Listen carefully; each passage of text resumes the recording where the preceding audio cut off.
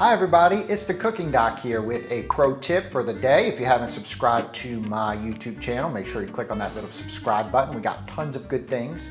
My pro tip today is something that you have to practice when you're cooking.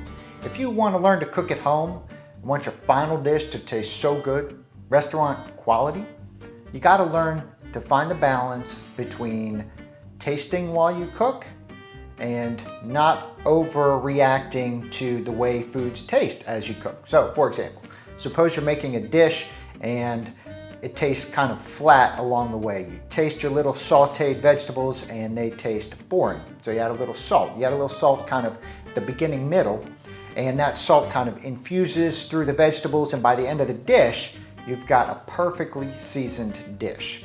So by tasting it and knowing that it tasted bland early, you've really kind of elevated the flavor of your final dish. Okay, that's important, but you have to make sure you don't overreact, okay? So suppose you're making a chili, and you've got this chili, and it's got meat and some beans and chili powder and cayenne, and you taste it, maybe it's been cooking for 30 minutes. You taste it, it's not spicy enough, right?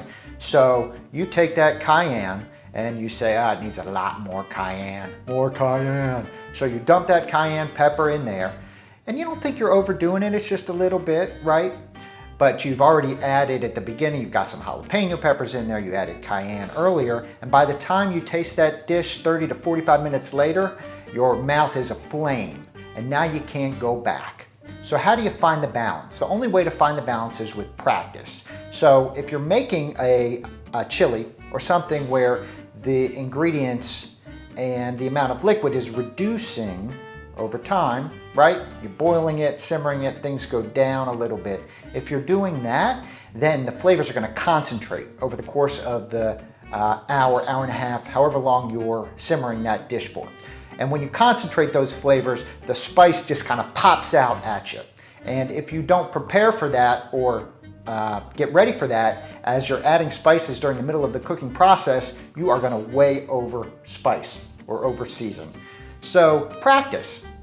How much does a little bit of spice added to that chili at the middle change the flavor at the end? How much does a little bit of spice added during the middle of that dish change the flavor at the end? How can you find the balance between tasting as you go and adjusting the seasoning without overcompensating for a bland dish and getting something that at the end is just insanely spicy or insanely salty or insanely herby, whatever it is. So practice. Practice makes perfect with cooking. You're never gonna be a better cook if you don't practice and fail multiple times. I want you to change your buds. I want you to learn how to cook at home so you can be a healthier person, so you can improve your overall health. And we'll see you next time on the Cooking Doc. This is your pro tip for the day.